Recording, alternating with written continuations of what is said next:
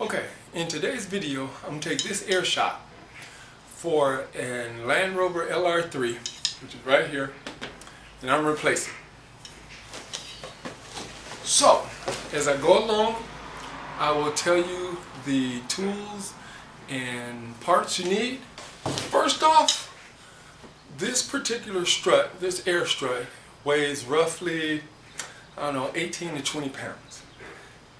If you go to the Land Rover dealership, they're going to charge you $2,200 to $2,400 to replace both front air shots. These cost me $453 shipped. It's going to take me roughly an hour to an hour and a half to install them. As the process is going on, I'll show you what tools that you need. So let's get started.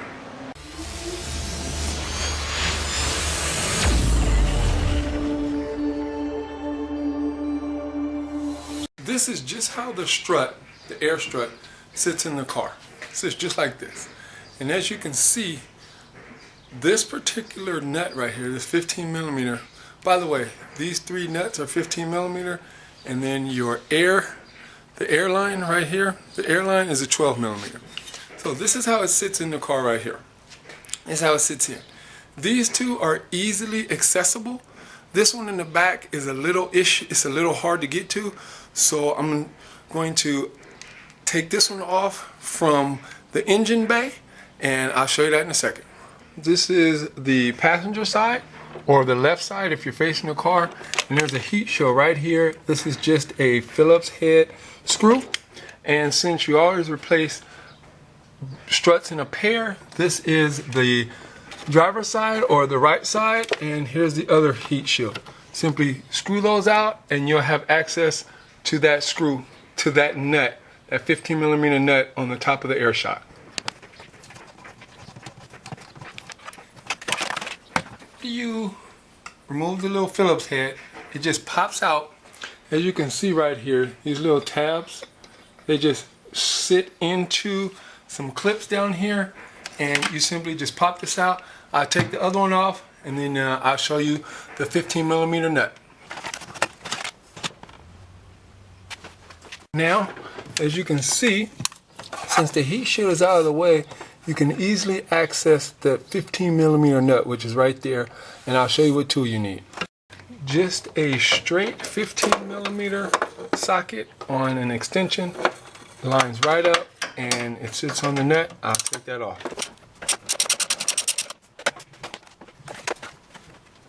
To access the 15 millimeter nut on the passenger side or the left side, you have to remove the cover, just because the extension needs to come at a different angle.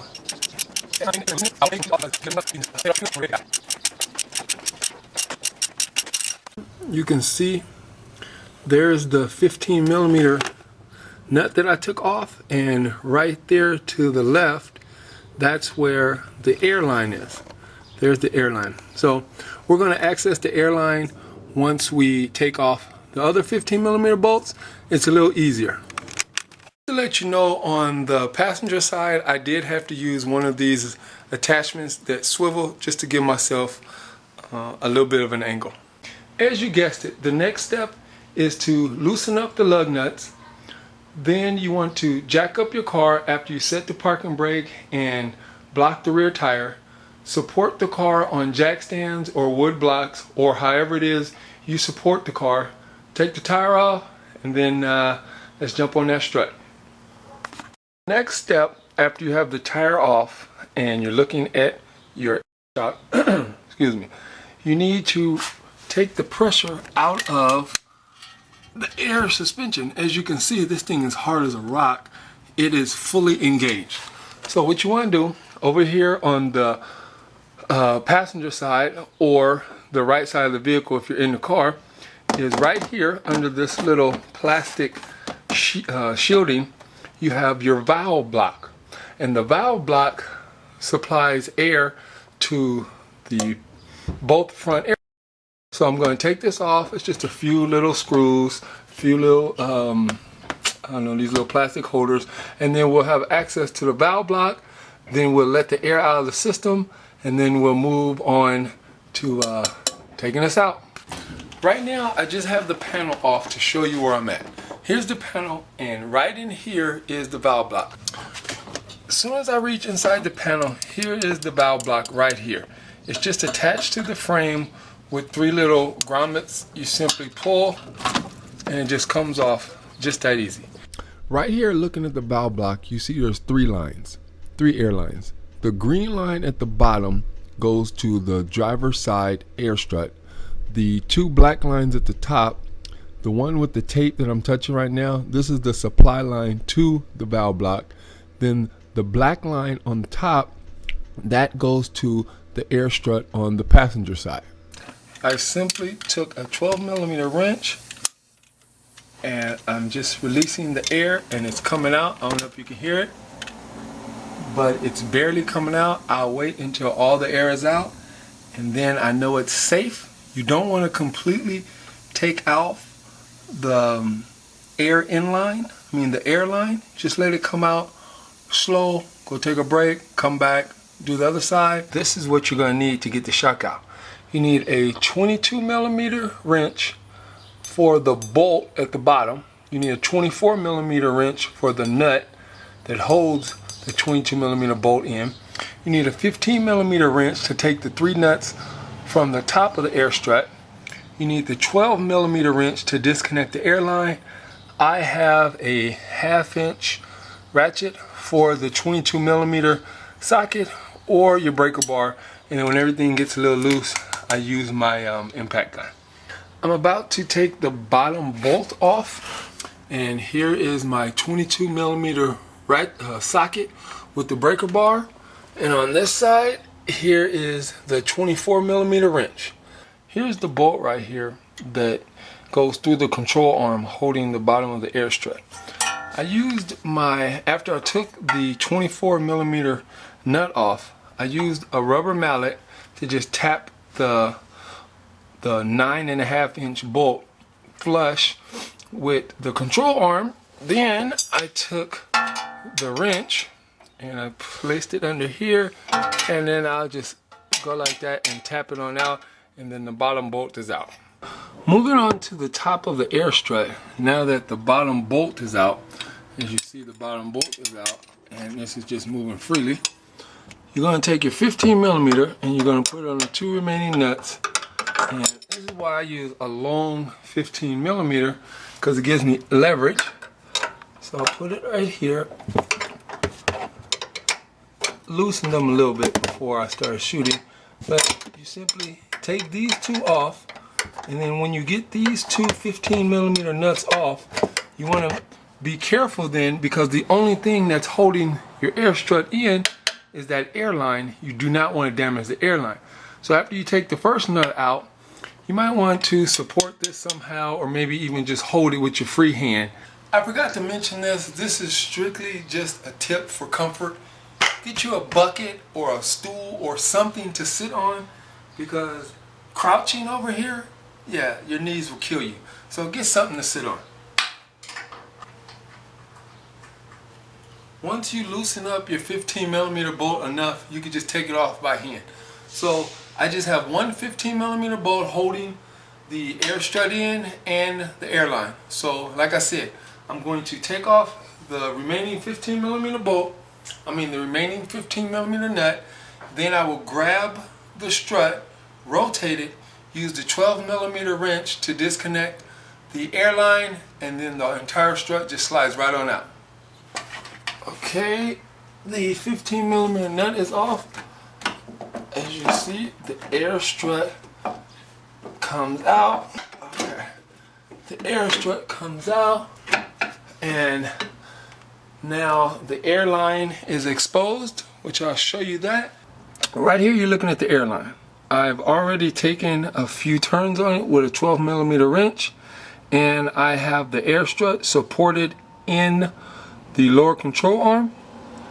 And so I will go ahead and loosen this up and disconnect it.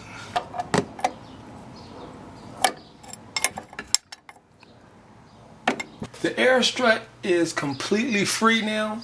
I'm going to maneuver it in the bottom of the lower control arm, and then it comes right out.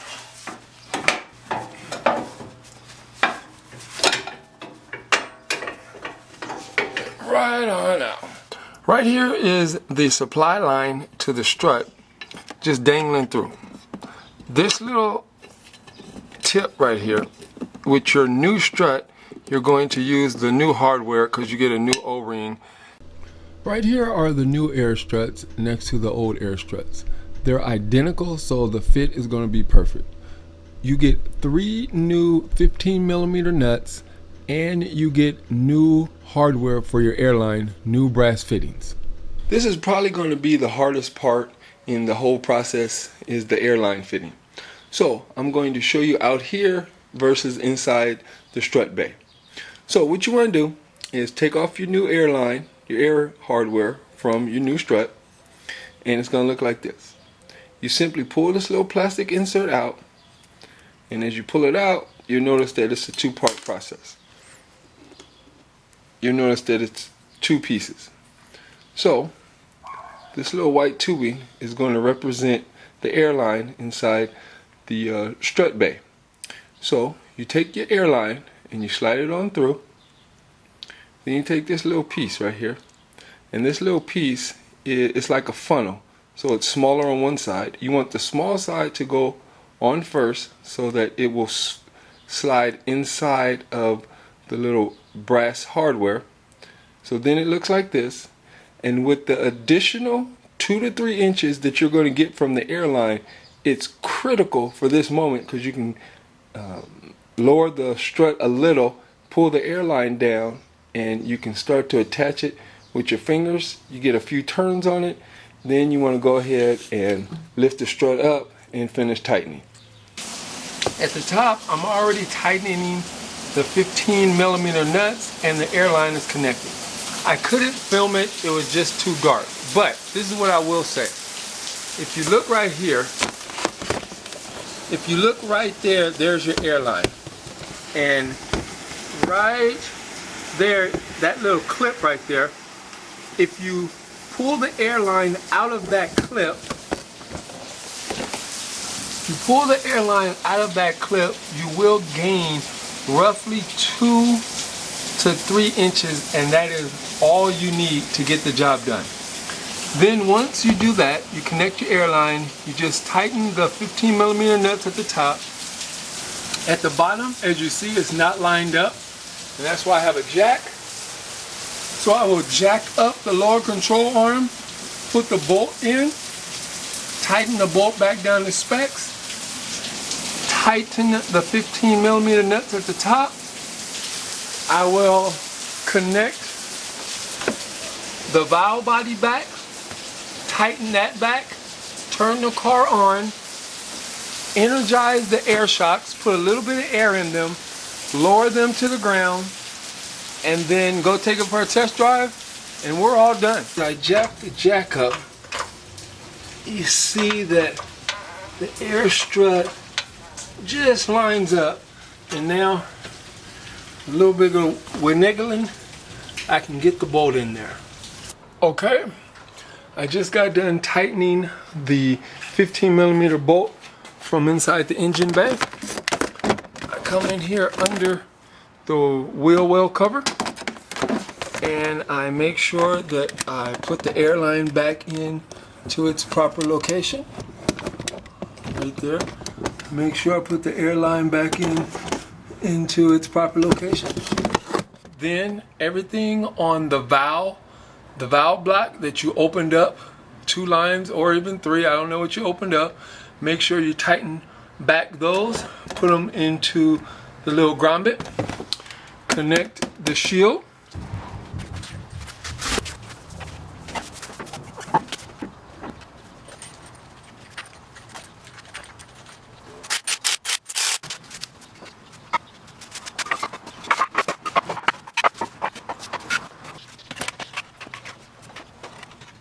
I'm all done.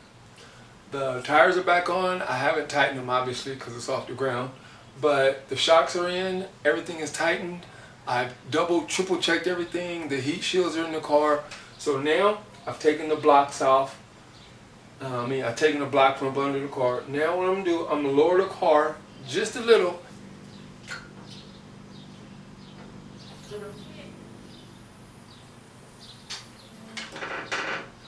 Okay, the tires are just touching the ground. Now I'm about to start the car up.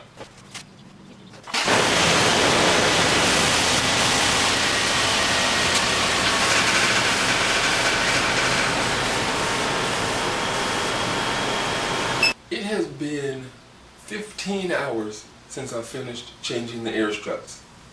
As you see, the car right now is in access mode and it hasn't moved at all. I measured it before, I measured it as soon as I finished, and I just got done measuring it. Hasn't moved at all.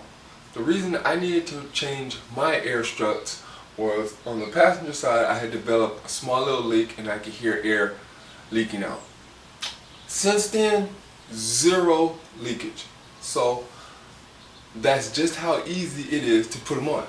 It took me roughly 3 hours, and some of that had to do with I was recording, setting the camera up and everything. So it's probably a 2-hour job. I took it for a test drive and I went over the bumps in the neighborhood that I'm used to a lot smoother.